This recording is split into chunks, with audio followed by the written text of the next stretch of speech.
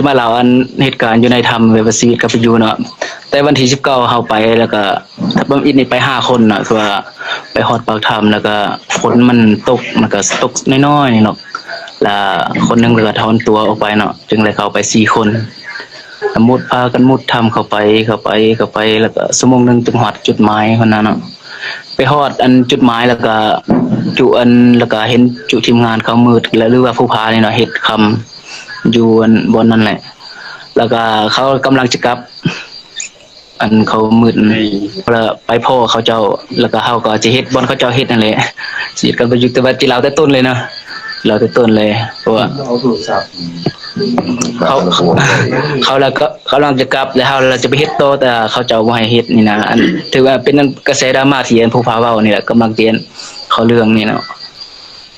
แล้วอันทีมงานเรามี5 คนแต่ว่าเขาเจ้าก็กลับ4 คนแล้วเขาเจ้ากลับแต่ว่าผู้พาในเราแล้วบ่กลับยานเฮาเฮ็ดซะใส่ให้แล้วมันงามเนาะก็เฮาแล้วตัดสินใจเฮ็ดอยู่ข้างๆเราหั่นแล้วเราก็เฮ็ดใส่ให้ตัวนั้นเลยโดยที่บ่เอาเฮาเฮ็ดเนาะจะว่าโลภก็ว่าได้นะอันว่าจุเฮานี่โลภหมดทั้ง3-4 คนนี่แหละผู้นึงห่วงใส่แห่แล้วก็ผู้นึงก็จอบวิสิเฮ็ดนำเนาะอันนี้ที่ว่าโลภก็จิแม่นนั่นแหละจึงเกิดเหตุการณ์แบบนี้ก็อาจเป็นไปได้เนาะเรามาฟังนำกันเนาะแล้วเฮาเฮ็ดอยู่ข้างๆเราหั่นเราก็ไว้เฮาเฮ็ดแล้วก็เฮาก็เฮ็ดอยู่ข้างๆหั่นพอเฮ็ดไปฮอดประมาณเฮาเฮ็ดประมาณ8 โมงกลางคืนนี่นะแล้วฮอดแจ้งมื้ออื่นฮอดตอนแจ้งเนาะแล้วก็ผู้พานั้นเราเมื่อยแล้วเราก็ได้เป็นแห่ค่ำพอสมควรเนาะแล้วก็ออกแล้วก็เตรียมสิกลับทำแล้วก็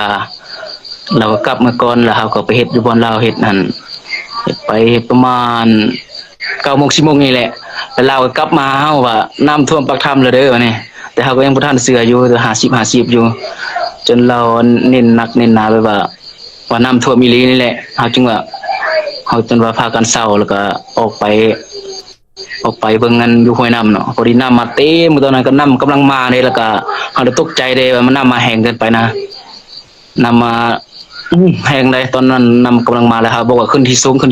หาทางออกไว้นี่นะหาทางออกไปสอกทางออกทางใดก็บ่มีวันนี้นะไปพักอยู่บ้านเฮาให้ค่ำนั่นแหละสอกทางออกนี่นั่นเนาะต่อหลังจากที่ศอกเนาะศอกหาทางออกบ่ได้นะตอนมันฮู้ว่าน้ำท่วมเนาะตอนนั้นเนาะ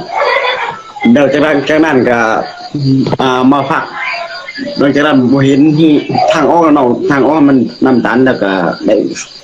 ไม่ค่อยกับไอ้ค่ำเนาะได้ไปศอกหาทางออก3 คนแล่นกับมืดแล้วกับหันดาบดแห้งเพราะว่าตีนแล้วก็ตีนนั่นน่ะแล่นแล้วก็ขออนุญาตเนาะตีนแล่นกับเปื่อยแน่นะเป็นหอเนาะเป็นนั่นเนาะเปื่อยแต่วันนี้น่ะบ่ไปบ่ได้3 คนน่ะเฮาก็ไปค้ำแล้วไปซอกหูออกนะแล้วเข้าไปทางแคบๆซ้ำนี่แหละทางนะมันจะแคบซ้ำนี่เนาะแล้วเข้าไปแล้วไปซอกสำรวจเบิ่งมันจะลงไปแล้วมันจะมีบ่อนน้ำเนาะน้ำเป็นแอ่งใหญ่ๆเป็นบางเขียวๆดอกอยู่หั่นน่ะพอดีจุเฮาก็สิมุดไปก็มุดบ่ได้เพราะว่าน้ำท่วมอยู่ในผนังถ้ำเนาะว่าสิมุดไปเบิ่งว่ามันสิมีทางออกบ่สินะแล้วข้าพเจ้าเนาะข่อยนี่กับไอ้ค่ำนี่ล่ะเข้าไปเด้อไอ้ค่ำพาไปเด้อไปเห็นนั่นหูโป่งนะหูวันสูงๆน่ะจุข่อยก็เข้าไปตอนนั้นอยู่บ่รอนเข้าไปแล้วก็ขึ้นสำรวจเบิ่งหูสูงๆนั่นแหละขึ้นสูงๆแล้วก็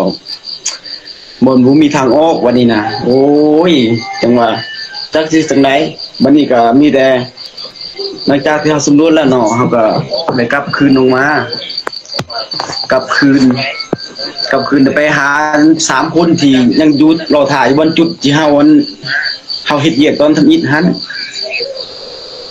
นั้นไปแล้วก็เว้านำเขาเจ้าว่าโอ้บ่มีทางออกแล้วเด้อสิจักสิเฮ็ดแนวใดแล้ววันนั้นแล้วก็มีแต่นอนพักผ่อนเหมือนนั้นหั่นเนาะตอนนั้นยังมีเวลาอยู่ตอนนั้นน่ะไฟโทรศัพท์ไอ้ค่ำก็ยังมีอยู่ตอนนั้นน่ะยังบ่ทันหมดพากันนอนตอนประมาณ7 โมงแล้วนอนเอาแห้งหั่นนะเพราะว่าจุเฮาก็ซอกปีน ปีนขึ้นฟ้าสูงๆเนาะมันก็บ่มีบอนซอกอะนะบอนออกหั่นแล้วหมดแฮงแล้วผายคำกลับมาเนาะ2คนเฮากลับมาใส่3คนคือคบกัน5คนหนาวแฮงอยู่หั่นนะมีแต่อาศัยกันกอดกันนั่นแหละ แล้วก็มือต่อมาแล้วก็แล้วเฮาก็แบ่งปันกันมาลงสังเกตเบิ่งน้ำเนาะลงสังเกตเบิ่งน้ำก็แล้วก็น้ำก็บ่ทันแห้งเทื่อก็ได้ขึ้นมาศอกทางออกประมาณ3มื้อเลยศอกทางออกนะศอกทางหูโอ้ยประมาณ30-40 เมตรแล้วก็บ่มีทางออกสักทางเลยเฮาจึงเว้าว่ามีทางออกทางเดียวเนาะคือว่าทางนั้นน้ำตันนี้จากนั้นน่ะฮู้แล้วว่าเฮาติดทำอีหลีแล้วแบบว่าบ่มีทางออกเลยแบบว่าคันบ่มีผู้ใดช่วยได้เลยนะโอกาสรอดมัน 0% อยู่แล้วนะถ้าบ่มีไผช่วยนี่นะ ครับสบายดีนี่ก็คือกันนั่นแหละเนาะเขาก็ถือว่าอายุก็หลายกว่าเขาเนาะ แม่นว่า ปานว่าหัวหน้าทีมก็แม่นเนาะเฮาแล้วสอบทางออกคือว่าคือบ่น้องเว้าเนี่ยก็ถือ แม่น